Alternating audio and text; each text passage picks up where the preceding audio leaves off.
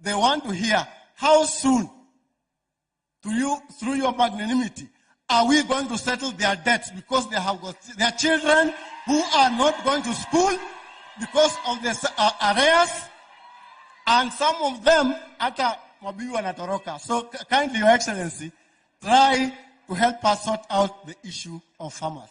With those many remarks, I thank you and welcome to Awendo and welcome to Migori.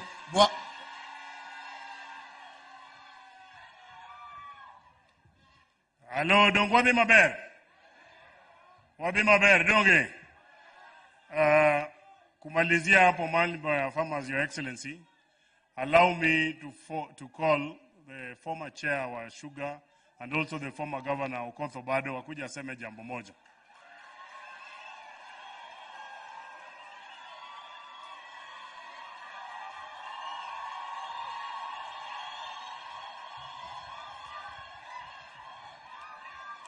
Okay.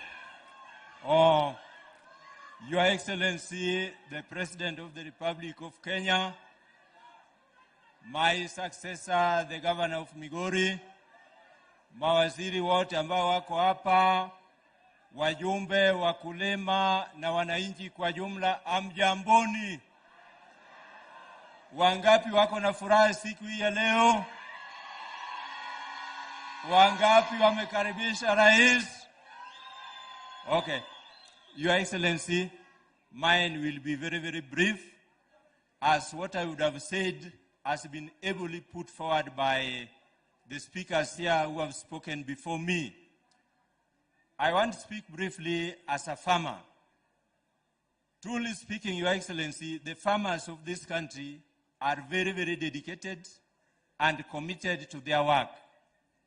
They normally listen to the advice given to them by our experts. Like wakiambiwa wapande, wanapanda. But they get disappointed. So what we really need are regulations that will now make the sugar factories to obey their part of the bargain. We plant a lot of cane, but when we bring it here, let me call it to the market is not behaving properly. To the extent that the cane is not paid promptly. So it is my dream that one time during your term, Your Excellency, will actualize a situation whereby if the farmers deliver their cane, they are paid immediately. Tubadilishane. Nilete miwa yangu hapa, nirudi na pesa. Sitakuwa sawa?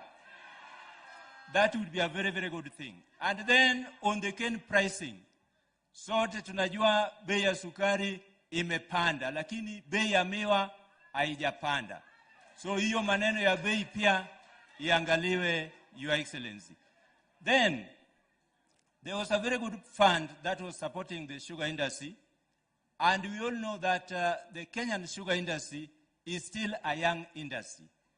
The Sugar Development Levy was really supporting the industry. So kindly, kama kuna mwanya kidogo, Your Excellency, ambao hiyo bado inaweza rudishwa, tafadhali let it come back, because it is not a levy on the farmers. Najua wengi wanasema, usuru mingi kwa wakulima. No, that is a levy on the consumers meant to develop the sugar industry.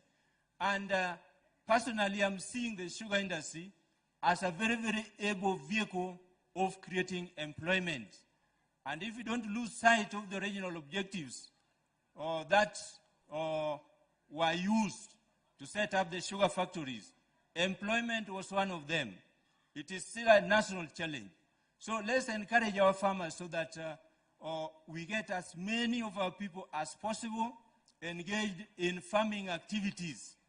And Your Excellency, let me not conclude my speech without thanking you for having lent a very, very able hand to the farmers. The input program you have is excellent. The fertilizer subsidy that you gave to the farmers has really worked.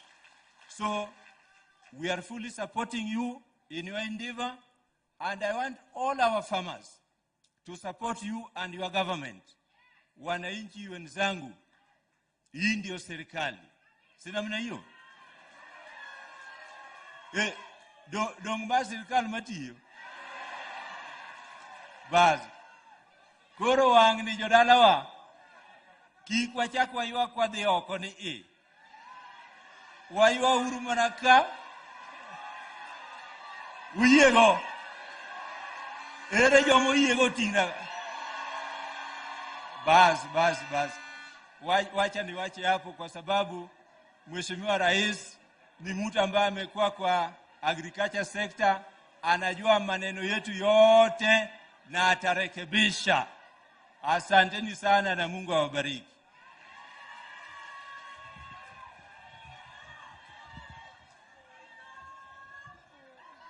Ginodhi maber koso jimadhi wachonu wadhi mbele utingane bariki kendo wanene. Your Excellency, let me take this opportunity to introduce my colleague members of parliament. Tuko na Mheshimiwa Patrick Munene kutoka Chuka, yuko hapa, Pamneuru.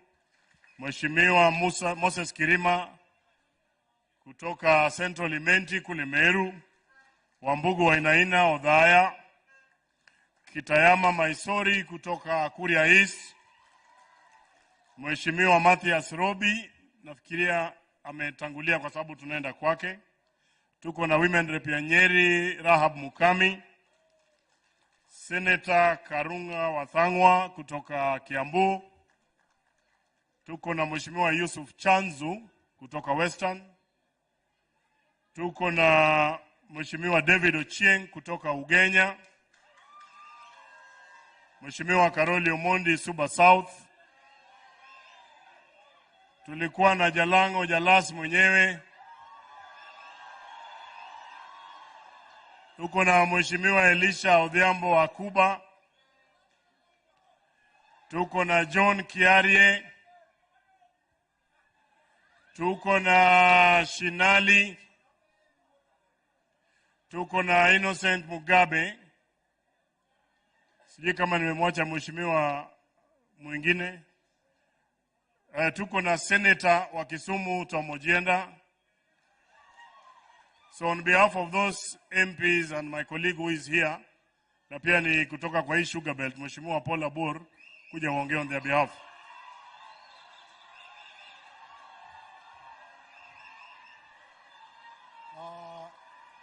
Your Excellency the President William Ruto, Governor Ochilo Ayako, CS ambayo wako hapa, my colleague members of parliament, Migori County tamoso no kweuru. Okuru kendo. Nyasaiber. Tosajete. Your Excellency, leo ni siku yako. Leo ni siku yako na leo ni siku ya wakulima. Mimi nimesimama tu hapa kwa niaba ya wabunge wenzangu kukukaribisha wote ukuje uongee na wakulima ambao wako hapa. Nitasema jambo moja peke yangu, Your Excellency. Hao watu ambao wamesimama wameketi hapa wote, hao ndio wadosi wetu, si ndio? Nyinyi ndio wadosi wetu. Hao wadosi wetu tulitembea kwao tukitafuta kura. Tukamwambia tutatengeneza habari ya barabara, stima na habari ya agriculture, si ndio? Kwa hivyo leo mkulima wote wamekuja hapa wasikie vile president anasema habari ya agriculture, si ndio? Sisi kama MPs, Your Excellency, ulileta mswada zote bungeni, all the bills related to the sugar industry. As members of parliament, we believe we played our part to pass all those bills. So it is your turn now, Your Excellency, to tell the farmers what is in store for them. So, Your Excellency, I'll just finish by saying one thing. Tumetoka kanisani leo. Pastor ambaye amehubiri leo ameongea about wisdom. Au watu ambao wametuchagua, walichagua tuwafanyie kazi.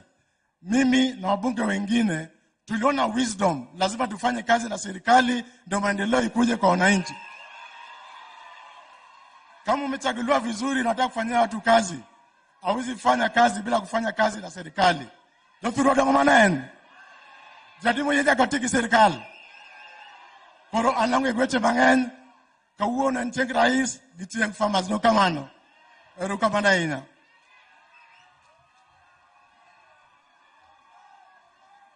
Hello. Koro kuyena. Uinjo jodalawa. Wan gi welo donge. Dongada mi uwelo uwinja ne sauti mar Kenya kwa koni kikocha. Si mnataka kusikia sauti ya Wakenya kutoka pande zote. Sasa kutoka hapa kwa majirani yetu Kisii, nataka kumuita Mheshimiwa Zahir Janda akuje wasalimie.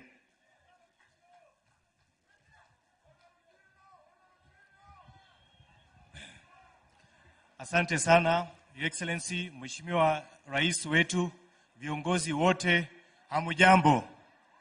Mimi ninaitwa Zahir Janda, mimi ni mbunge kutoka Nyaribari Chache hapa Kisii na mimi ni jirani wenu.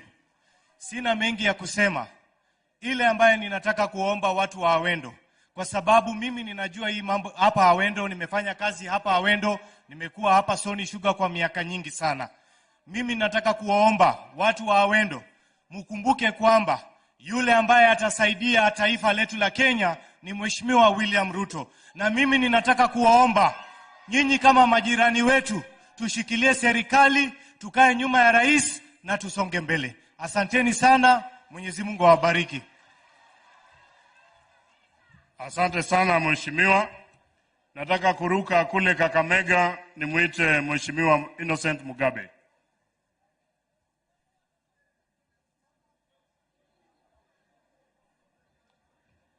Makofi tafadhali.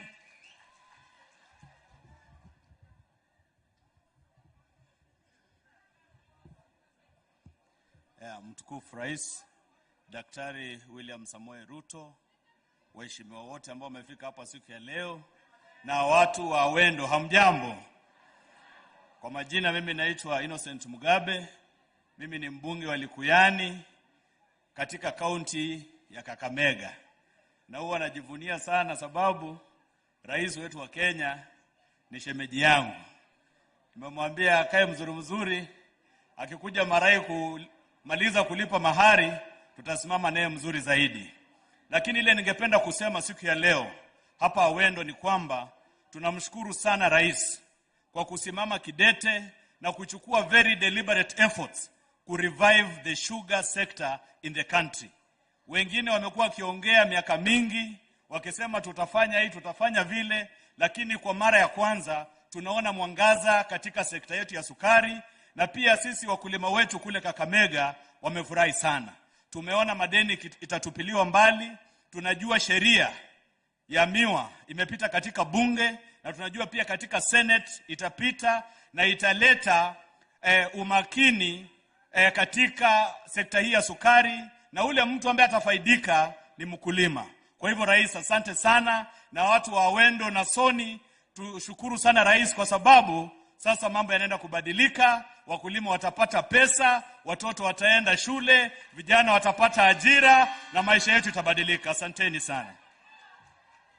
Asante sana Mheshimiwa Mugabe. Nataka kumuita Senator Tom Ojenda.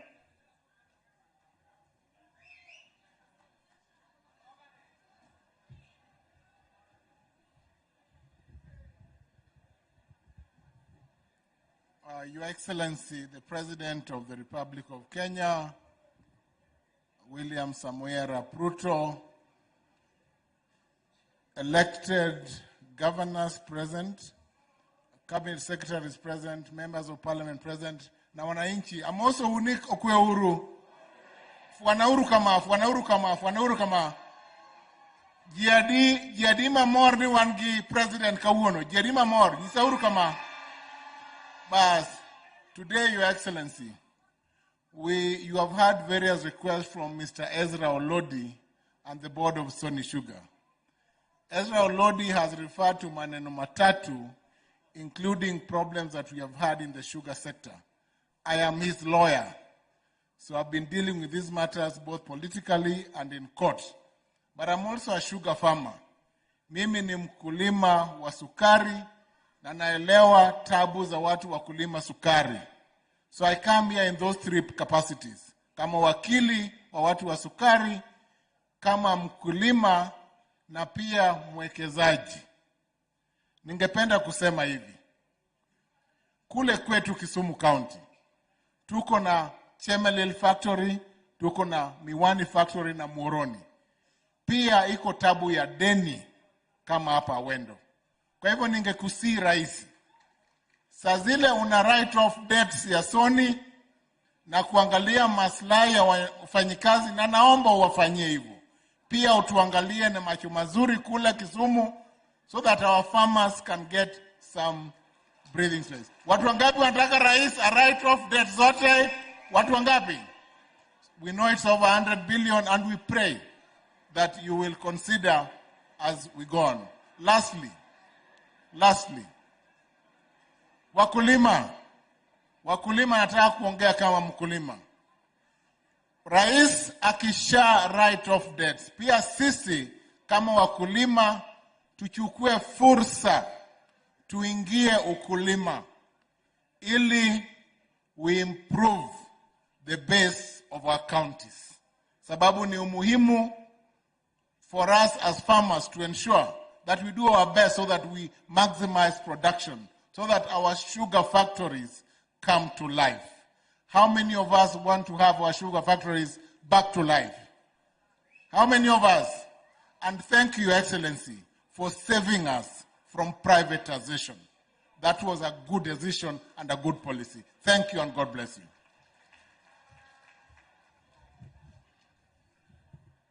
En mani ojenda wacho ni opargi, lakini wana wacho ni rais ochak gi Sony ka. Rais tunasema anza na Sony tu, ukimalizana na Sony ndio uende huko Kisumu. Karoli Omondi. Karoli, ayuko hapa. Odhiambo, Elisha Akuba.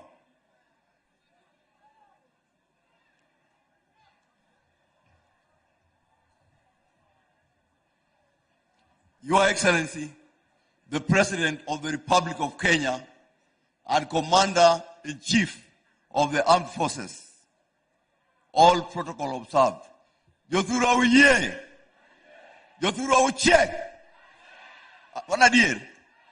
Manadir.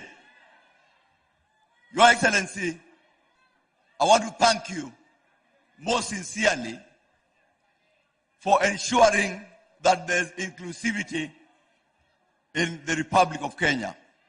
You know, you are the anchor of our unity as a nation.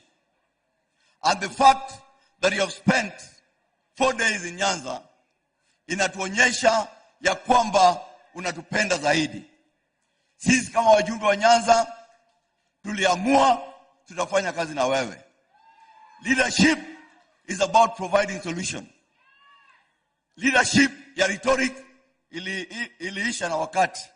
So ours, we are here to witness a moment to reckon with. Because today...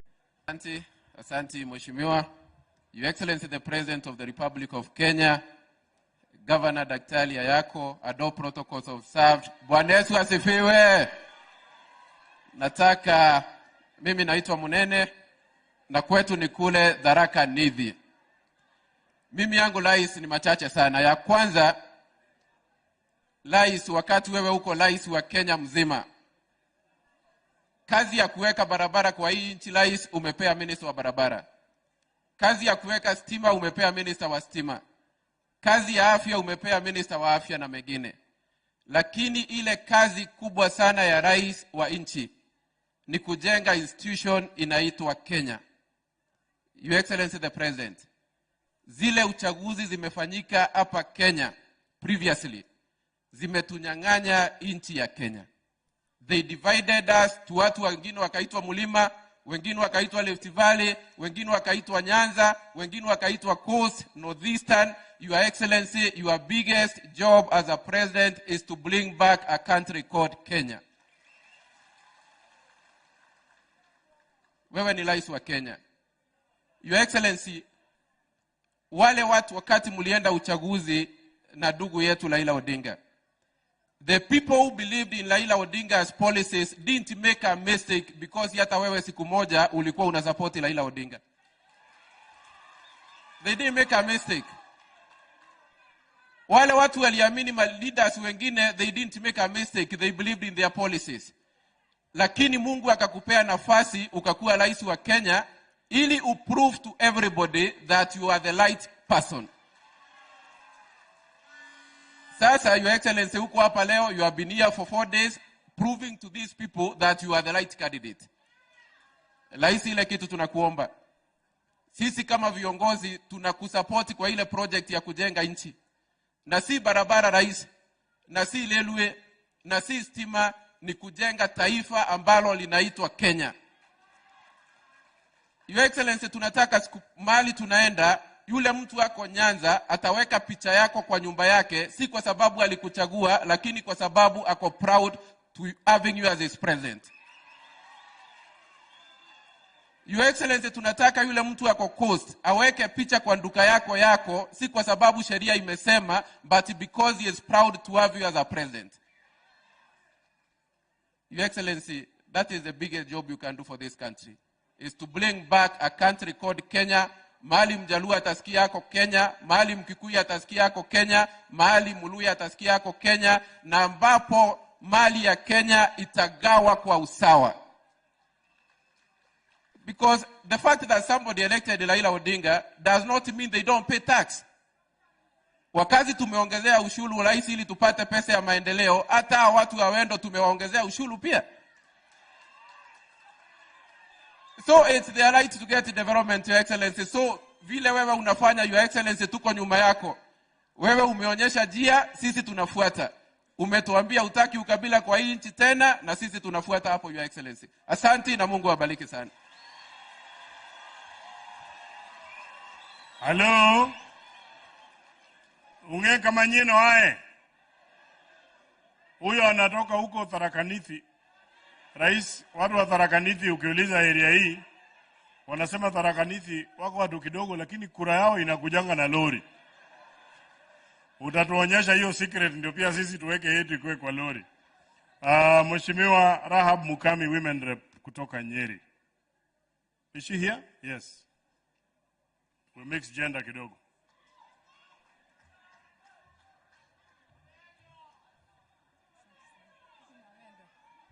Awendo hoe. Mungu asifiwe. Mimi naitwa Mukami Maendeleo Mashinani kutoka Nyeri County. Na leo nimefurahi sana kufika hapa. Unajua Your Excellency, hata sijui nitasema nini kwa sababu wakati wenye nimekuja hapa, nimeona kwa sababu niko na kijana na msichana hapa lazima nitoe mtu mmoja. Kwa sababu nimeona hapa ni mahali mzuri. Your Excellency, hawa watu wote unaona hapa wamekuja kwa sababu wanakupenda. Na wanajua wewe, tulikuwa tunasunguka hii Kenya yote tukisema maneno ni bottom. Tulikuwa tunasema nini? Bottom. Kwa hivyo Your Excellency, mimi najua hakuna juu chini, tunatoka chini tukienda wapi? Na mkiona our president here ni kusema kutoka leo kila mtu wa hii area atasomesha watoto wake. Mtajenga mashule. Na wamama mtang'arang'ara. Na wamama mtarudi kwa mabwana zenu. Kwa hivyo Your Excellency, tuka nyuma yako na sisi tutaendelea kukuombea, na nitanjua nyinyi watu Awendo tukitoka hapa mtasahau William Samoei Ruto. Mtasahau. Kwa hivyo tafadhali mimi nawaomba siku hiyo ingine msikubali kutumiwa vibaya, mtofautishe kupendwa na kutumiwa vibaya, mkae ndani ya serikali. Asanteni sana, Mungu awabariki. Hello. Owacho ni engi nyako. Wanyamiye obel kenga. Nionge obel. Tukimalizia hapo kwa waheshimiwa, wacha nimuite KJ John Kiarie kutoka Dagoretti.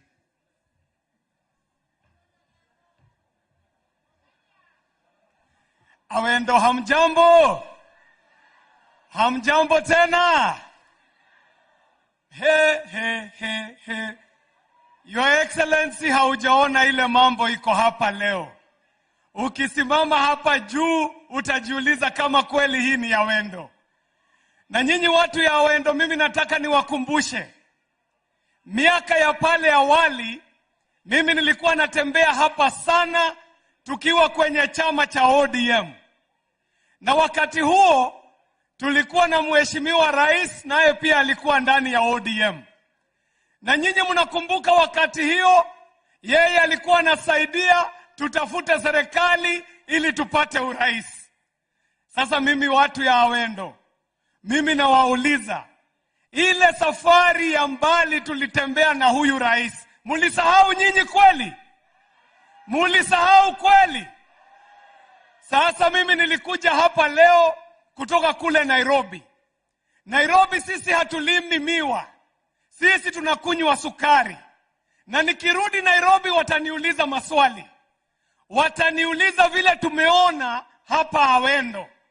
Nataka niulize hapa Awendo, mnakubaliana na sisi wale wa Nairobi tulikubali wawali vile mheshimiwa rais anatuambia ati hii mambo ni kujipanga my friend? Nyinyi mumeamua mjipange na huyu rais tupate hii maendeleo. Mimi nashukuru zaidi. Hivi leo hatutaongea zaidi, na wakumbusha tu kwamba pale awali mimi kwa ile chama ya ODM nakumbuka mimi ndio nilikuwa chairman wa youth.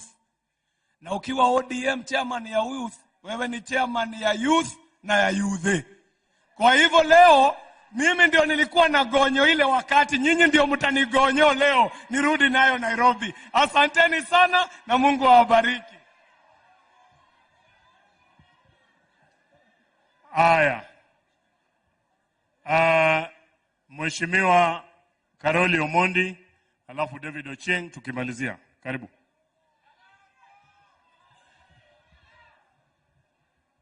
Oyaore urujo dalawa.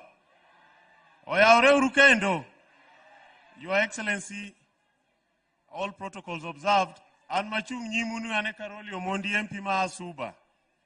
Abiro ka gone rais erokamano kuom gimotimo kuom golo gope mag sukari. Uruako. Let me put it on record. When we were in parliament fighting for this thing, we had a lot of support from our brothers from the Rift Valley and from Western Kenya. Kupitisha hii mswada katika bunge. And that is very good.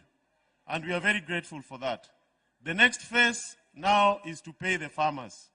And we are also going to work very hard together with our brothers from the Rift Valley and from Western Kenya to make sure our farmers are paid all the remaining arrears. Jothuru awacho kama, akwa unikuiye, tuwateme urutimo siasa wa kaka pi. Pi en gima kadhi kumoro, toluwo yo mayot, okolu yo matek. Pi nigi kinda, pi kago kidi, togoya goya mos manyaka chieng' moro barre. Kuye wago siasa wakapi. Ero urukamano Nyasaye oritu.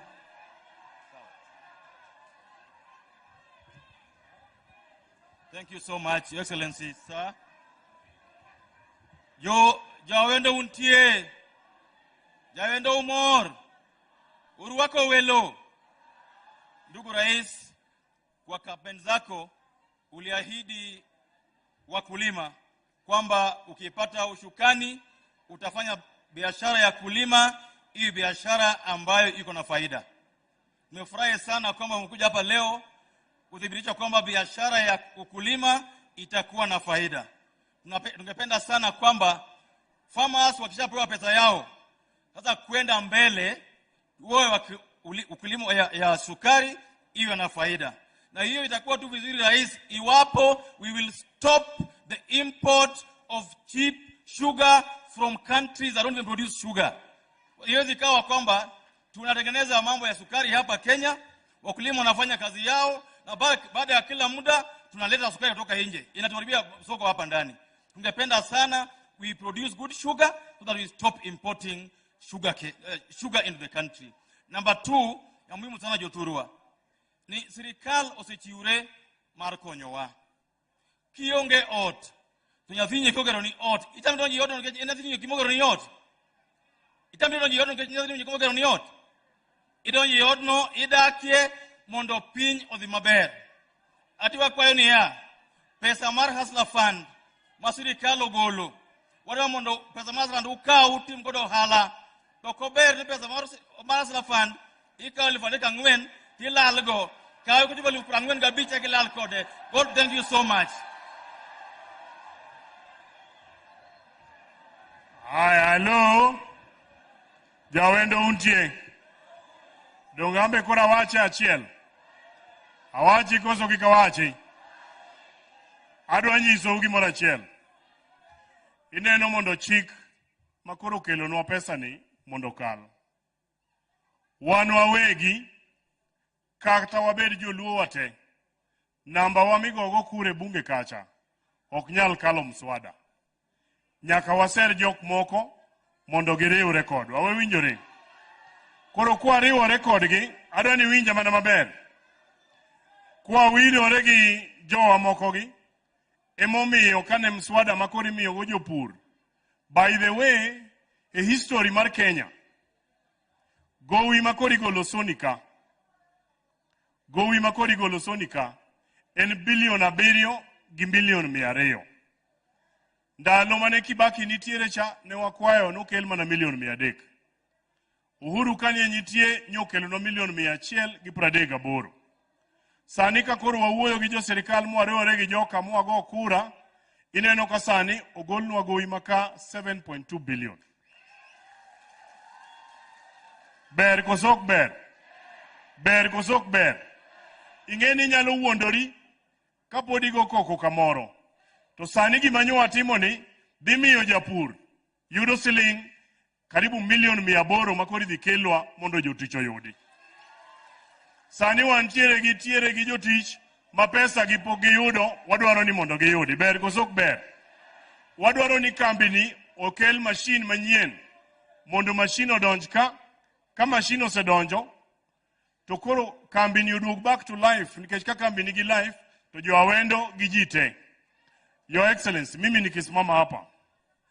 Wakati mimi nilikuwa nasoma shule ingine inaitwa Rapogi High School. Wakati huo kampuni hii ilikuwa inafanya. Kulikuwa na mahali hapa ilikuwa inaitwa Sok Outgrowers. Kama ulikuwa umepanda miwa na uko na contract na factory, mimi ulikuwa unakuja unaandika barua, una attach school fee structure, unapeleka pale Sok, pesa inatumwa kwenda kwa shule. Adieriko somiriambo. Hiyo ndio ilikuwa inafanyika pale. That is what made some of us to go to school. Our prayer and our dream is that this factory can get us to those yesteryears when the farmers here hawatakuwa wanasumbua waheshimiwa, hawatakuwa wanasumbua governor ku mambo ya school fees, lakini wakilima miwa iletwe hapa. Kwa hivyo sisi tunakukaribisha hapa. What you have done is historic. Na hata watu wetu wanajua gima rais oyeni mondo golnwa gope mondo chul jopur mondo wachni odhi ber kosorach. Tunakushukuru tena, and we will not be afraid to tell you. Tunakushukuru sana kama watu wa Migori. Wewe tulikana wewe wakati tulikuja huko Kisumu, hata huyu governor tulikuwa na yeye. Tukaelewana, saizi airport yetu ya Migori inafanya. Ber kosok ber. Sasa sisi tunasema masoko unatujengea, barabara imebaki hapa kidogo kidogo, na vijana wetu wengi bado hawana kazi. Serikali ikiendelea kuwa mzuri, wakati unaandika watu kazi, tafadhali kumbuka watu wa hapa. Ber kosok ber. Na sisi kama watu wa Migori, wewe ukitoka hapa, wewe ukirudi, usikae huko sana. Kama miezi 2 hivi 3 tena rudi. Tena miezi 2 3 hivi tena uru. Tena miezi 2 3 hivi tena uru. Kwa mambo ya maendeleo. Okwanyal bedo kaka wan oganda wasebedo kwa manyo serikali kata rais bugeo. Sisi tumetafuta hii serikali kwa miaka mingi. Lakini sasa ile serikali imekuja kwetu, hadi sasa sisi tunataka kutoroka. Wamanyo serikali, sama serikali obiro irwa, to wan koro darengo. Be wange gima watimo. Donge ko biro to warwake kosok warwake. Jiadimo rwako rais Migori ka ne anegi bat. Nikimalizia hapo nataka kumuita waziri wetu Eliud Owalo awatambue wale madirectors and the PSS na wengine wako. Asanteni sana.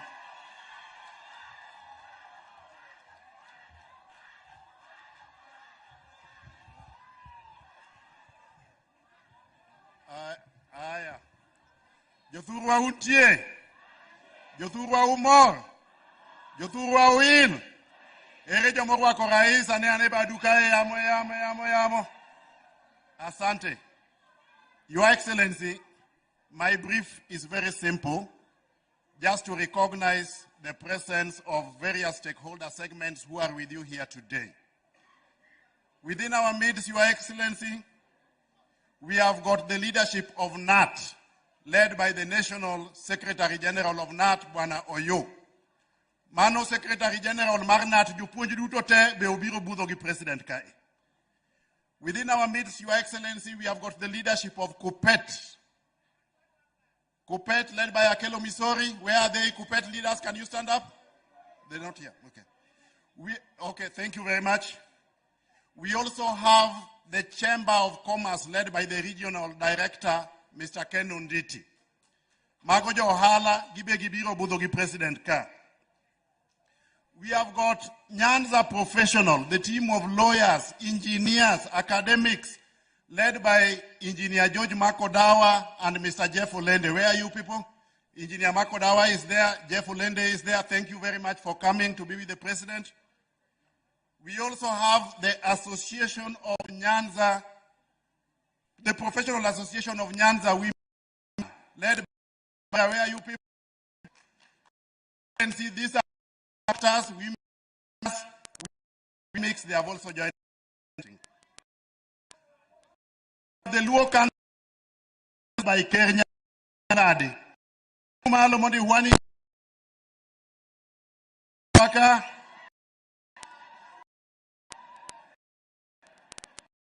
The beach managers led Buddha.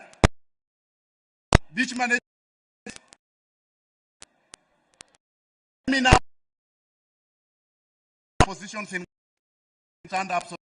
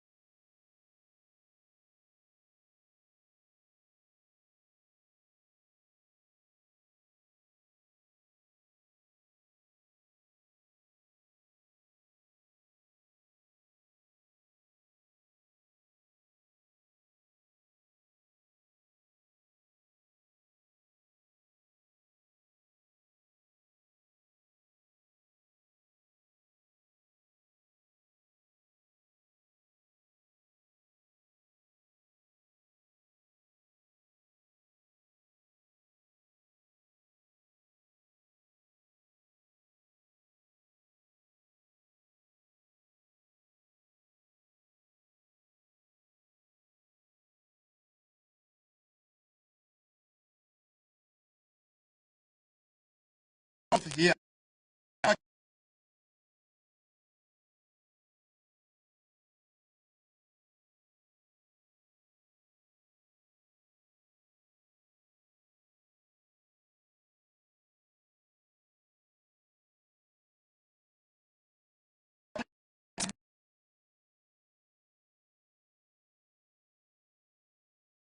Okay.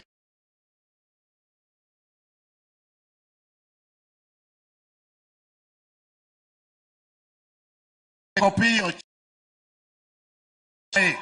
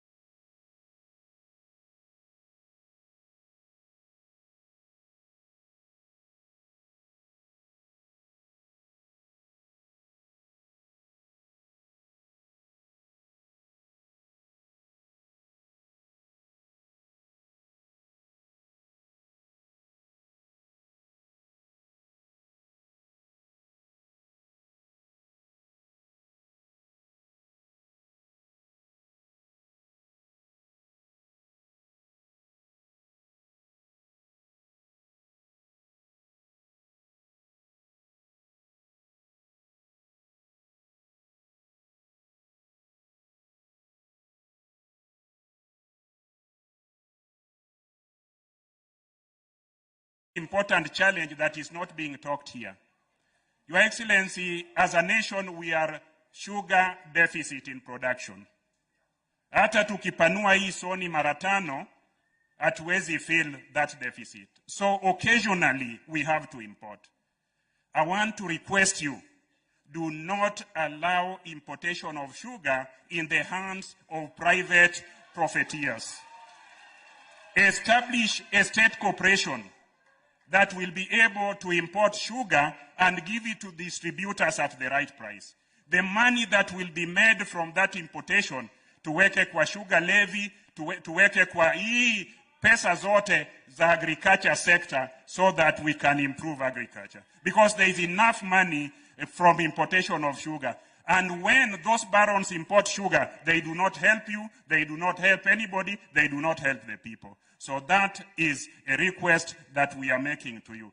Lastly, because other requests have been made relating to this factory, the workers of this factory during COVID, Your Excellency, these people worked for 10 months without pay. This community here, including myself, were bringing food to them to continue working. I know the workers are here. I know how motivated they are. I want to ask you, whatever approach we will be giving it, whether privatization, commercialization, there is one thing that we must handle. Our wafanyikazi, let them not be jobless. They are the ones who have been able to stand with this mill, including the MD. I know the MD. Huyu MD hatakuwa anapata mshahara. Na huyu ni mshiriki wa kanisa wa SDA kila wakati, na alikuwa naomba msaada kutoka hapa ili sisi zote hii mill iende. Na tuliamua kama hii community that the smoke of this factory must never die. So as we consider this, let us not forget about the workers of this place. Now, having said that about sugar, Your Excellency, mimi ni mjukuu wa Mbogokelo. You know, when other people talk about privatization, land is a very sensitive thing here. I want to tell you, when I heard you speak in Uriri, and you said the land is not going, the spirit of Mbogo will rest. Na tutakuwa sawa sawa. Joturo winja. President no wacho kawan Uriri, nibiro los kambi ni nito lop jopiny ok no dhi ber kose ok ber. Na on that, we are together. We want it to be commercialized. We want it to be improved. But tafadhali, let the spirits of our ancestors not be placed in the hands of a private person who may not respect those spirits. Now, kando na hiyo, najua wengi wameshtuka ati Ochilo wako hapa. I want to tell you, my brothers and sisters who are here, 2 weeks ago, all Azimio governors met in Mombasa, and we had all our principals. Baba alikuwa ndani, Kalonzo Musyoka alikuwa ndani, na tulikutana kule Mombasa, and we were hosted by the governor of Mombasa. Governor of Kisii was there, governor of Nyamira was there, governor of Kisumu was there, governor of Busia was there, of Kakamega, kila sehemu ambayo tulipigiwa kura kama watu wa Azimio. And we resolved that as a leadership of counties, we must make the constitution work. The constitution of Kenya allows voters to vote 6 times for 6 different positions. And it may happen, as it has happened today, that the president was leading and is still leading what we call Kenya Kwanza formation, and is the president of Kenya. It is happening, as it is happening today, that the governor of Migori, you are sincerely Ochilo Ayako ni mtu wa Azimio, and is leading the government of Migori. In order for these people to get services, we resolved as governors of Azimio that we cannot take the nation backwards. We will work with the national government, and the national government will work with us. And that work sio siasa. We also recognized that multipartyism is here to stay. So, Your Excellency, I am happy.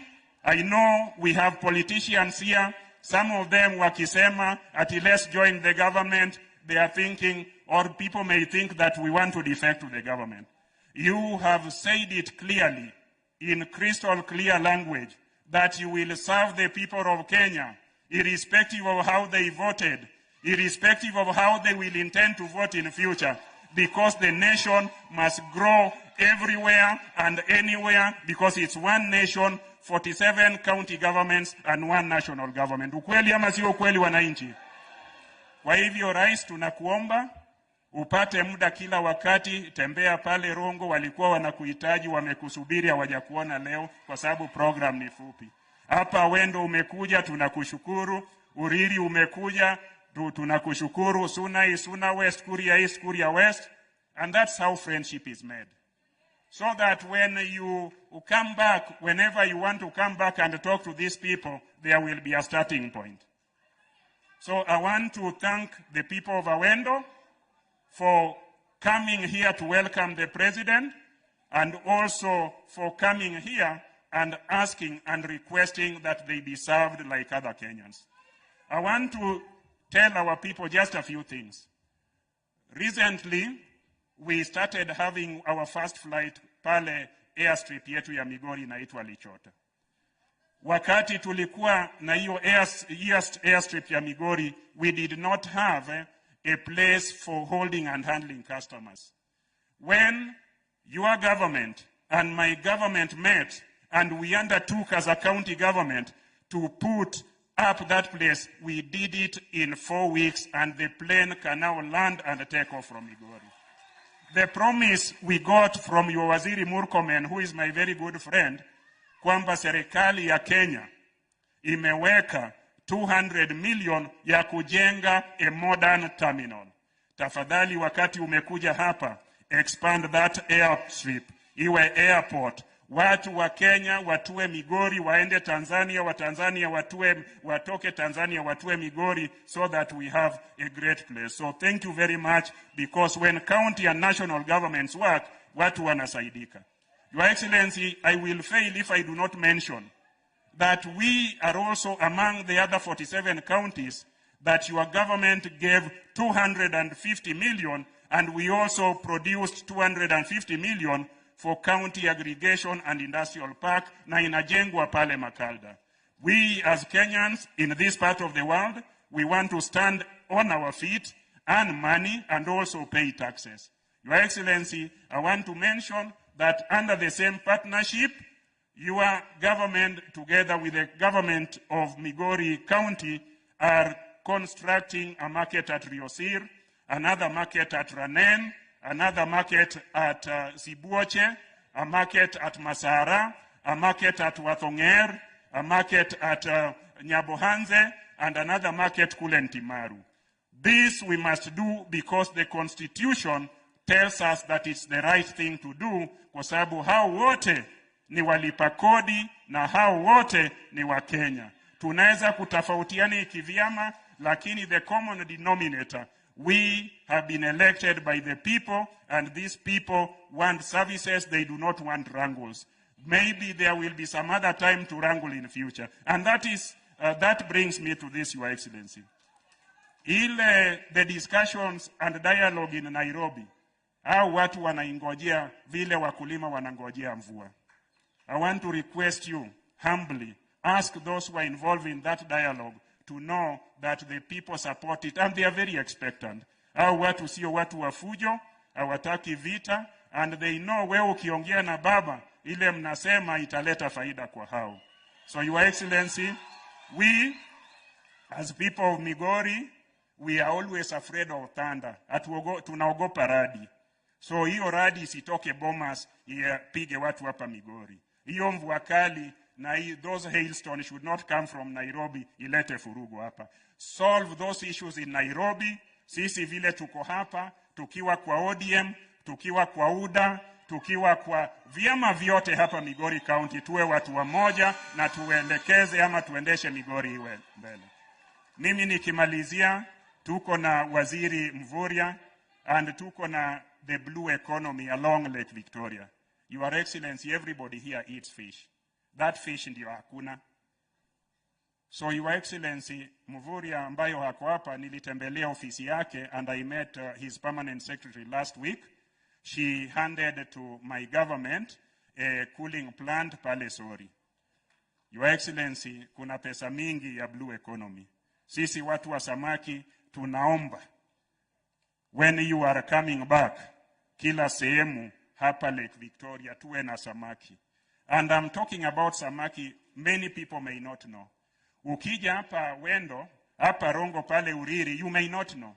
Ukienda kila mama marja aswekra uso omena, uso koseo kousi. With that omena of 200 shillings, ndio wanalisha hao watoto. Hiyo omena inatoka kwa ziwa. Kuna fulu, kuna obambla inatoka hapa.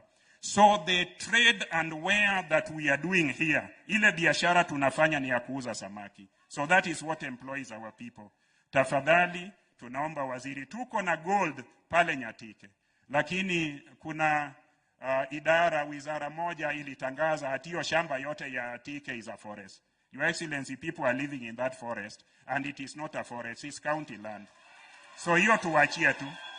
We have always looked at it, hiyo tuwachie tu. Hiyo ni ya wa Migori, wale wanataka gold waje wachimbe, lakini watu wachie shamba yetu tukae hivyo. Au sio? Mimi sitasema mengi kwa sababu leo ni siku yako, Your Excellency. I just want to thank you for coming here, and I want to ask you and request you, because you are the President of Kenya, that these visits that you have done, that you have not placed the condition that somebody who belongs to a different party must come to. This is the way to build a unified Kenya. I should not be compelled to visit a public office and then be told that I can only be served if I belong to the ruling political formation. So I am here on my own volition, but I'm also here under duty to work for the people of Migori. Tufanye ama tusifanye? Kwa hivyo, mimi nataka kuchukua nafasi hii ni kualike uje mbele hapa, na kabla usimame rais, wacha hao ndio wasimame. You know you are the president and we have one president and one baba. Kwa hivyo ikanelwe tu mondo uruake president ma Kenya ka mondo bi mondo los koru ji adimo ruake wanege lwedwero kamano. Asante sana Mheshimiwa Governor, tafadhali tuketi chini. Ndugu viongozi wote, wananchi wa hapa Awendo na wananchi wa Migori, hamjambo. Amoso ujodurua. Jodurua untie. Jodurua umor. Jodurua oil. Bwana Yesu asifiwe. Hebu mnisalimie hivi hewani nione watu wa Migori. Hey! Naona mmekuja kweli. Kwanza mimi nataka niwashukuru sana watu wa Migori, watu hapa Awendo kwa kutukaribisha hapa nyumbani. Mimi nataka niwashukuru tena. Nilikuja hapa Migori sehemu fulani nikaomba kura zenu na mlinipatia, lakini mlinipimia. Lakini kwa ile mlinipatia, mimi nataka niseme asante sana. Lakini vile nilisema wakati nilikuwa pale Uriri, mimi nilisema hivi ya kwamba tunataka Kenya. Tulifanya uchaguzi tarehe 9 mwezi wa 8 mwaka uliopita, sorry. Na sisi wote tuliweka heshima ya taifa letu la Kenya. Tukawa na uchaguzi ambao ulikuwa ni uchaguzi wa aina ya kipekee. Ya kwanza, tulikuwa na uchaguzi wa amani. Mimi nataka niwaambie watu wa Migori na Kenya asante sana. Ya pili, tulifanya uchaguzi ambayo ilikuwa ni uchaguzi ambayo haikuzingatia mambo ya ukabila. Mimi nataka niwaambie watu wa Migori na Kenya asante sana. Na vile vile tulifanya uchaguzi ambao ulituweka pamoja kama wananchi ya Kenya na kuweka maanani mambo ya katiba ya kwamba viongozi wanachaguliwa na wananchi. Viongozi hawachaguliwi na system, wanachaguliwa na wananchi. Ni kweli ama si kweli? Na mimi nimefurahi leo kwamba nimefika hapa Migori. Na nimefika hapa Migori makusudi. Sijakosa mahali ya kwenda ndio nikakuja Migori. Nimekuja hapa deliberate ndio nizungumze na nyinyi. Mnanielewa? Kwa sababu mumetupatia nafasi ya uongozi. Na mimi nataka niwahakikishie ya kwamba wale viongozi wote mmewachagua, mimi nitafanya kazi pamoja na wao. Nihakikishe ya kwamba Kenya inapiga hatua ya kwenda mbele kwa maendeleo, kwa miradi na kazi ambayo itabadilisha maisha ya wananchi wa taifa letu la Kenya. Na ndio sababu hiyo nimekuja hapa leo na nitakuja tena na tena na tena.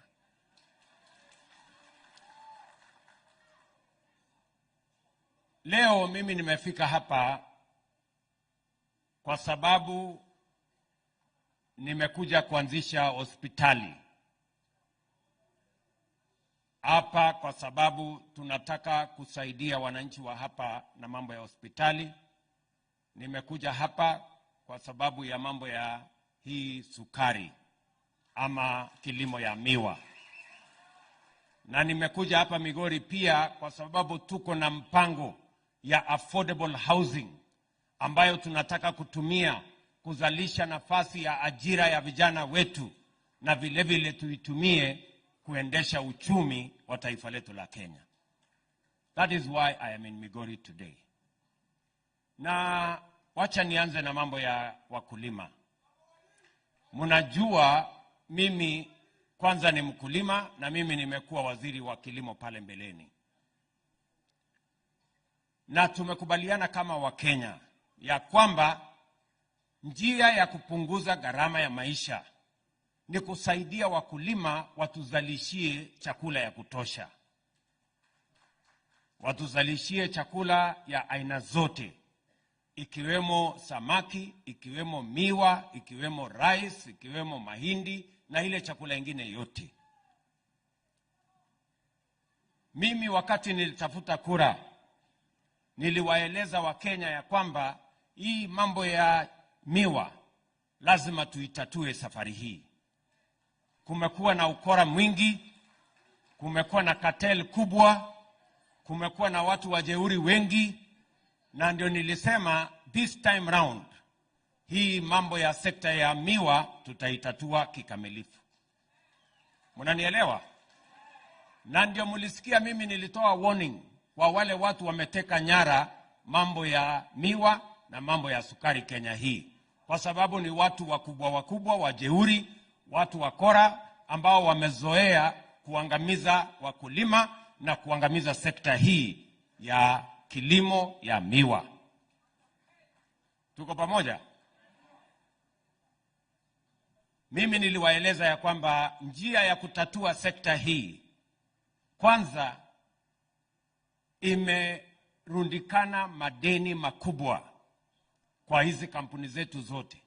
Ile kampuni ya kibinafsi inaendelea, inalipa wakulima, hawana madeni, hawashughuliki na mambo hiyo ingine yote, hawatafuti usaidizi ya serikali, inaendelea. The private sector millers are making money, they are paying farmers and they are doing their thing. Lakini kampuni ya serikali ndio iko na matatizo. Wakora wameiteka nyara, watu brokers wako huko ndani, na ndio kampuni zetu asifanye vizuri. Ndio nikasema awamu ya kwanza, first thing, ni kuondoa madeni ambayo imeingia kwa hizi makampuni. Tumehesabu madeni yote ya hizi kampuni, tukakuta ni madeni ya bilioni 117. Deni ya hapa kwenu ya Nzoia, ya nini, ya hapa Soni, ni bilioni 7.2.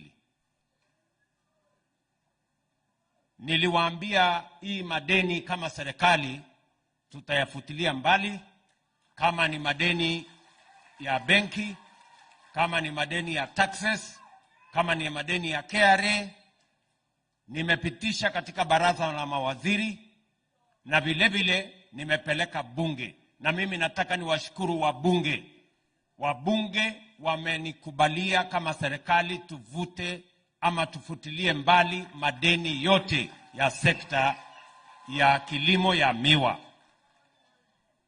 Wiki hii, kwa sababu tulimaliza kama siku 10 iliyopita kule bunge, wiki hii tunapata certificate kutoka bunge ambayo itaruhusu National Treasury kuondoa yale madeni yote. Imepatikana kwa sababu ya usimamizi ambao sio mzuri katika kampuni zetu. Lazima niwaambie ukweli.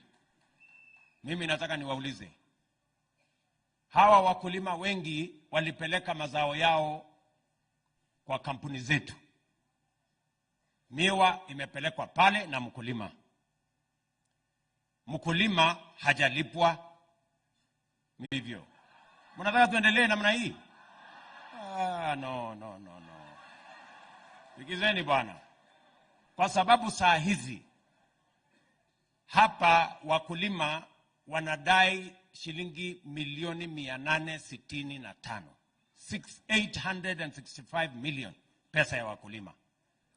Mimi nataka niwaambie wakulima, nitatafuta pesa ya ushuru ya Wakenya na nitakuja kuwalipa hiyo pesa.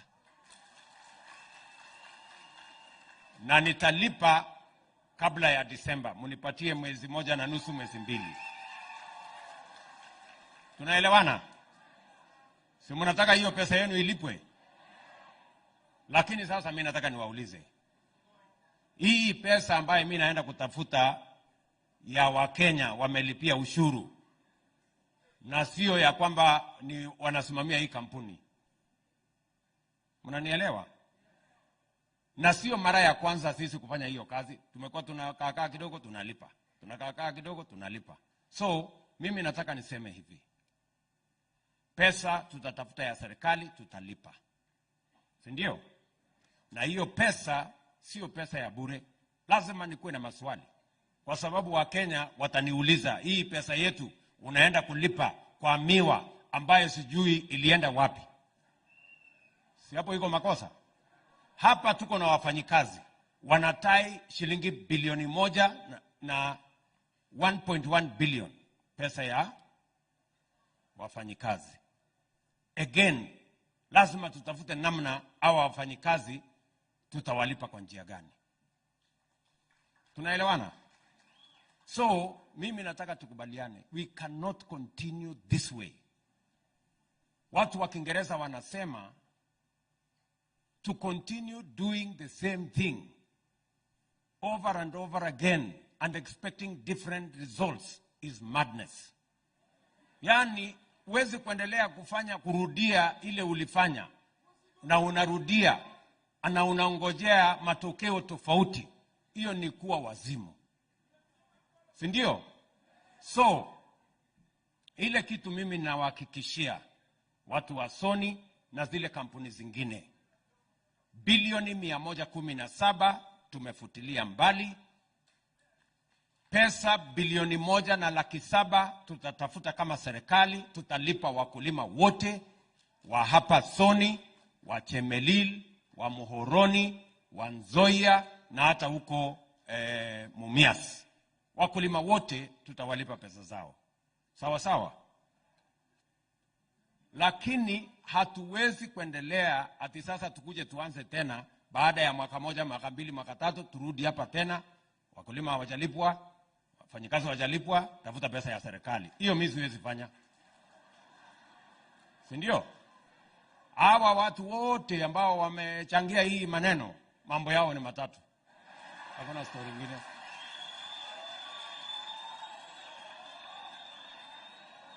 Tumekubaliana? Na unajua mumesema vizuri. Hapa tumepata matatizo. Tunapitisha sheria, wanapeleka kotini. Tunapitia regulation, matapeli, wakora, watu wa jeuri, wanapeleka kotini. Hata wakulima wakifanya election ya representative ya wakulima, wanapeleka kotini. Kwa sababu wako na wakulima ambao wamewanunua, ndio wanataka waendeshe mambo ya wakulima, ndio maswali isiulizwe. So mimi nimepatia hiyo watu warning. The people who have taken the sugar sector hostage, and we know them. The people who normally go to court to block any meaningful transformation of our sugarcane sector. We want to give them a warning from Migori that this time round, tutaonana na nyinyi macho kwa macho. Mnanielewa jameni? Yes. Hatuwezi kuendelea hivyo, na hakuna pesa ya serikali tunaenda kutafuta alafu watu wanakuja kugawana alafu tunaendelea. Hapana. Tumekubaliana? Sasa mumeniambia bado mnataka pesa ingine milioni 200 ya kufanya nucleus. Mnataka pesa ingine ya kufanya maintenance. Jameni, please, my friends. Hapa tuko na nucleus. Nucleus hakuna mkulima ya kulipwa. Nucleus ni ya kampuni. Pesa ya nucleus ile tunazalisha naye miwa ya nucleus inaenda na nani?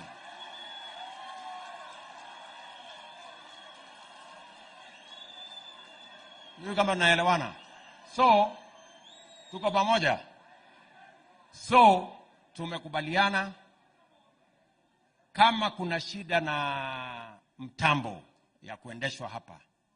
You know, this time round, najua mmeniuliza ya kwamba ati leasing isifanyike hapa Soni. Hapana. That I don't agree with you, my friends. Tunataka kuelewana. Ile kitu haiwezi kufanyika ni privatization. Mambo ya kuprivatize kampuni haiwezekani. Hii kampuni lazima ibaki ya wananchi wa hapa. Ardhi lazima ibaki ya wananchi wa hapa. Tunaelewana? Lakini operation ya hii kampuni hatuwezi kuendelea na wale hawalipi wakulima na hawalipi wafanyabiashara na hawalipi wafanyikazi. We are going to have a leasing program where we are going to have a company that is going to make sure they pay the workers, they pay the farmers, na vile vile lazima tuanze kupata pesa ya wananchi wa Migori kutoka hii kampuni. Watu wa Migori, kwa sababu you gave this land, mahali shamba hii mahali iko, mimi nimesema at least kila mwezi tupatiane hata kama ni milioni 50 kwa county government ya Migori, wagawie watoto wetu either basari ama watengenezee barabara, kwa sababu tumepatiana shamba hapa na inatumika kuzalisha miwa na we must account for it. The nucleus estate here must give money to the county government of Migori. Sijui kama tunaelewana. That is the model we are going to use. Na nitakalia hawa watu ngumu. Hakuna mchezo. Sijui kama tunaelewana. Mnataka nipembelezane na hawa watu? Waendelee ati kuchukua pesa alafu tunarudi hapa tunatafuta pesa ya hapana, no way. Sijui kama tunaelewana. Mimi nakubaliana na nyinyi. Wakulima hapa wameongea vizuri. Wamesema lazima tuwe na zoning, ndio kuwe na accountability. Mtu huwezi kutoka Kakamega ukuje uharvest miwa ya watu hapa Migori. Alafu unatuchanganya, pesa inapotea, there is no accountability, hatujui imechukuliwa na nani, ukora inakuwa mingi, poaching inaendelea, sekta yetu inaharibika. We must all be accountable. Tunaelewana? So nimeshukuru ya kwamba wakulima wanakubali tufanye zoning, na hiyo ndio sheria iko bunge, tumemalizia katika National Assembly, sasa inaenda Senate, na in the next few months mimi nitatia kidole ikuwe sheria, ndio tuhakikisha kwamba sekta hii inasimama vizuri. Watu wa Migori tumekubaliana? Niende nitafute pesa ya kulima wa wakulima na nipange hiyo kazi nyingine wote. Na wakora na cartel wasafiri, basi nitawasafirisha. Jambo la pili, mimi vile vile nataka tukubaliane na nyinyi. Sawa sawa? Katika hali ya kuzalisha chakula, Hapa Migori kwanza mimi nataka niwapongeze kwa sababu kwa Nyanza mzima, counties 4 za Nyanza, Migori ndio iko mbele kwa kutumia fertilizer. Mimi nataka niwahakikishie tutaongeza fertilizer ile inakuja hapa Migori. Tunaelewana? Tuwaongezee ndio muweze kuzalisha chakula zaidi. Hapa muko na kilimo ya mpunga ama mchele. We have a big opportunity here in Migori. Hapa Lower Kuja tuko na ekari karibu 30,000 ambayo tunaweza kutumia kuzalisha mchele. Iko kidogo matatizo iko pale. Lakini mimi napangia katika budget yetu ya mwaka ujao nitaweka pesa. Nimetafuta marafiki ndio tukuje tufungue hiyo opportunity ya kilimo ya mpunga, kwa sababu tunataka kuongeza ardhi under irrigation kwa mambo ya rice by another 200,000 acres in Kenya. Tumepanga Tana River, tumepanga Mwea, tumepanga Ahero na tumepanga hapa kwenu Lower Kuja, sehemu hiyo ya Nyatike na kona hii ya Migori. Mimi nataka niseme kwa county government ya hapa wajipange, tunataka kushirikiana na wakulima ili tuzalishe chakula, tuondoe aibu ya njaa katika taifa letu la Kenya. Mnanielewa? Njaa tutafukuza Kenya kama tutasaidiana na nyinyi kama wakulima. Na vile mmesikia hapa katika ziwa la Victoria, Lake Victoria, pia tunataka kutumia Lake Victoria kuhakikisha kwamba tuko na chakula ya kutosha. Na ndio sababu juzi on Friday nilikuja kuanzisha program pale Kabonyo ambayo itatupatia fingerlings milioni 7 kila mwezi ambayo tutaweka katika ziwa Victoria, ndio wavuvi wetu wakienda pale wakute kuna samaki watuletee, ndio tupunguze gharama ya samaki na tuhakikisha kwamba tunaongeza mapato ya wavuvi na watu wa sehemu hii. Pale tumeweka pesa karibu bilioni 1 ya hiyo Kabonyo, mahali tutazalisha. We have a big hatchery and other infrastructure that will support fishing in this region. Vile huyu Mheshimiwa Mvurya amepanga na tumeweka pesa karibu milioni ingine 900 kutoka Busia mpaka hapa Migori. Tunajenga landing sites 11 different landing sites. Mahali hawa wavuvi wetu wakienda kuvua samaki watakuta kuna mahali ya barafu, kuna cold room, kuna storage, kuna processing facility. Kila landing site tunaweka shilingi milioni 100. Hapa Sori tumeweka landing site. Pole hapo. Mahali ingine naitwa Got Kachola tumeweka another landing site, tunakuja kujenga hivi karibuni. Watu wa Migori tumeelewana? Na vile tunataka kuhakikisha kwamba wale BMUs, Beach Management Units, sasa tunataka kushirikiana na wao, tuwapange wawe cooperative, ndio tuweze kuwasupport, hata kuwapatia credit, ndio waweze kutusaidia kufanya biashara ya samaki, iwe ni biashara ambayo itatusaidia kuzalisha chakula Kenya, kupunguza gharama ya maisha, na pia iongeze pesa kwa wakulima na wavuvi, na sehemu hii tuweze kuisaidia kukuza uchumi wa sehemu hii. Nataka tuendelee na hiyo mpango.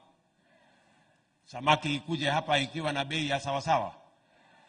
Vile gavana wenu amesema, hapa Migori vile tunafanya Kenya, tumeweka pesa ya County Aggregation and Industrial Park ambaye mmesikia iko hapa Makalda.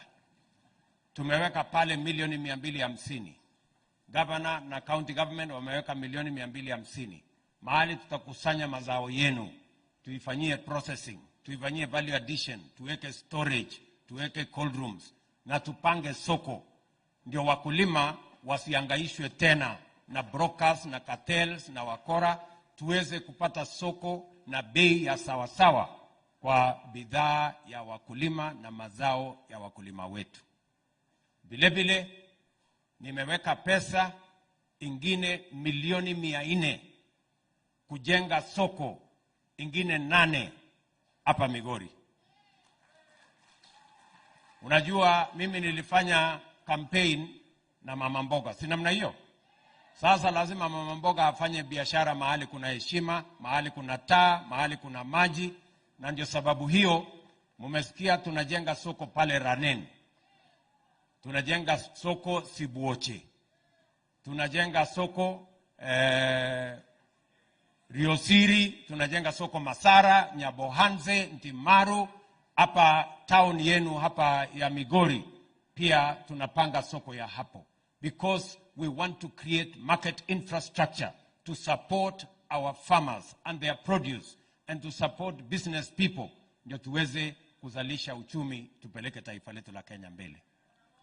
Watu wa Migori tutashirikiana pamoja na nyinyi. Muko tayari? Muko tayari tushirikiane? Vile vile tumekubaliana na county government yenu ya kwamba mambo ya matibabu lazima tuwe na mpango ambayo itahakikisha kwamba watu pale chini wanapata nafasi ya kufikia matibabu bila gharama ya juu. Na ndio sababu tumeweka katika ile mpango ya community health promoters. Hapa Migori muko na community health promoters 2600 karibu na 70 hapo. Na tunawapatia equipment. Tayari we have released equipment ya karibu milioni 52 imekuja hapa Migori. Na kila mwaka tutatuma pesa another 54 million every year ya kulipa hawa community health promoters. Governor atalipa pesa yao nusu, mimi nitalipa pesa yao nusu, ndio watusaidie kushirikiana na kutusaidia mambo ya afya kutoka mashinani. Hawa community health promoters are the agents that will transform our health delivery from being curative to being promotive and being preventive. And that is our commitment and our mission. Tumeelewana? Na tumekubaliana vile vile, ngojea kidogo wewe nani? Wewe unaniharakisha, umesikia mimi nataka kwenda wapi? Wewe relax. Sijui kama tunaelewana. Tunataka tupange hivyo kwa sababu tunataka tuhakikishe ya kwamba mambo ya afya tunapanga vizuri na tunataka kupeleka taifa letu la Kenya mbele. Vile vile tumekubaliana ya kwamba mambo ya NHIF, watu wengi bado wanaenda hospitali, wanakosa pesa ya kulipa, bei inapanda juu, wanauza shamba, wanauza ng'ombe, wanauza mali, na ndio sababu tumesema we are going to have a proper universal health delivery program. Na mimi nataka niwashukuru wabunge, wamefanya sehemu yao. Hivi karibuni tutakuwa na sheria 4 mpya ambayo itasimamisha mambo ya universal health. Na tumekubali ya kwamba wale wananchi wenye mapato ya chini watalipa chini. Sisi ambao ni wadosi tuko na pesa kidogo, tuko na mshahara, tutalipa juu zaidi kidogo. Hapo iko makosa? Tumesema mama mboga na bodaboda na hawa watu wengine walipe shilingi 300 badala ya kulipa 500. Na sisi wengine tuongeze pesa kidogo. Si ndio? Si mimi niko na mshahara nilipe pesa juu kidogo? Na huyu yako pia hako na mshahara? Na hao wabunge wako na mshahara? So sisi tutalipa pesa ya juu kidogo, ndio tuhakikisha kwamba health is affordable, health is accessible to every citizen of the Republic of Kenya. Tumekubaliana watu wa Migori? Na mimi nataka niwahakikishie, vile nimesema, hatuwezi kuendelea na siasa ya Kenya ambayo inatugawanya. Serikali ya kitaifa na serikali ya county inadubidi, kwa sababu sheria ndio inasema na katiba ya Kenya ndio inasema tushirikiane ndio tufanye kazi ambayo itafaidi wananchi wote wa taifa letu la Kenya. Na ndio mimi nimewahakikishia ya kwamba hakuna sehemu ya Kenya itabaguliwa kwa misingi ya kabila ama misingi ya vyama. Sisi wote ni wa Kenya, tunalipa ushuru na serikali ya Kenya itawatumikia bila ya ubaguzi wowote. Na ndio mnaona mimi nimekuja hapa Migori. Si namna hiyo? Tuko na barabara ambaye tumepanga hapa kwenu, tunaenda kupanga barabara ya kutoka hapo Stella kuteremuka kwenda mpaka Gogo huko mpaka ifike Oyani, na nilikuja hapa nikaanzisha ingine ya kule Nyarach ya kwenda Oboke mpaka ifike Rangwe, lakini ule contractor mlimfukuza. Sasa sijui nifanye nini. Huyo contractor nimrudishe ama mtakuja kumfukuza tena? Akuja ajenge barabara, nilete wengine akujenga barabara? Mnataka tujenge barabara ya lami ama mnatakaje? Lakini mimi nimeambiwa nyinyi mnachoma barabara ya lami hapa. Sijui sasa hii mnataka ya kujenga ama ya kuchoma? Ya kujenga. Na hao watu wa kuchoma mtawaambia nini? Ati mambo ni ngapi? Ati mnasema tuwaambie mambo ni matatu? Wale wa kuchoma lami. Basi nitawaambia watu wa Migori wamesema nyinyi wa kuchoma lami mambo yenu ni matatu. Ndio? So watu wa Migori tunaelewana? Mimi nataka niwahakikishia kwamba tunasonga pamoja, msikiwe na wasiwasi. Na nimesikia viongozi wenu hapa wanasema tupange maneno vizuri, si ndio? Na mnajua mimi najua kupanga hii maneno. Kwani hamjui? Si mko na network? Niliwaambia hawa watu wa deep state na system hawataniweza. Ndio? Nyinyi mnanielewa? Sasa mimi nataka niwaulize nyinyi.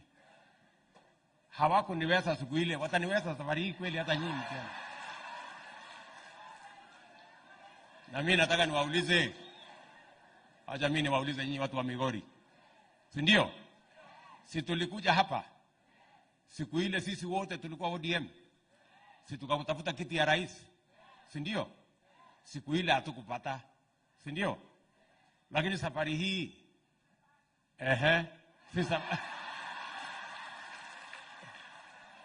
sasa si tumepata? Si tumepata ile tulikuwa tunatafuta? Sasa shida yenu tena iko wapi?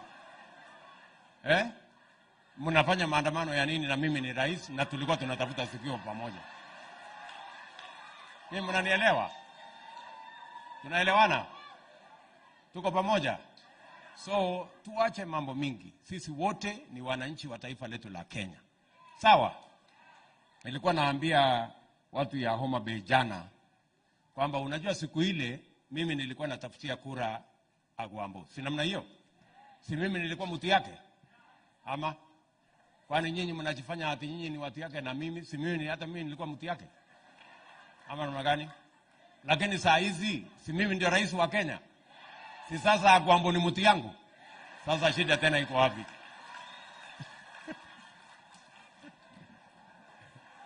Ama mnatakaje nyinyi? Na mimi nataka niwapatie warning nyinyi watu wa hapa Migori. Nyinyi muanze kunizoea. Kwa sababu hata mimi najipanga kuwazoea. Ndio? So kwa sababu tunataka kujenga Kenya moja. Hatutaki Kenya ya vurugu. Hatutaki Kenya ya vita. Hatutaki Kenya ya chaos. Tunataka Kenya ya amani, tupange maendeleo, Kenya isonge mbele. So mimi nataka nishukuru sana viongozi wote walionitembelea hapa, waliotembea pamoja na mimi. Tumetembea hapa Migori, tunawapenda sana. Nyasaye ukuyedhu, Mungu awabariki sana na tunawapenda sana. Asante sana Mheshimiwa Rais.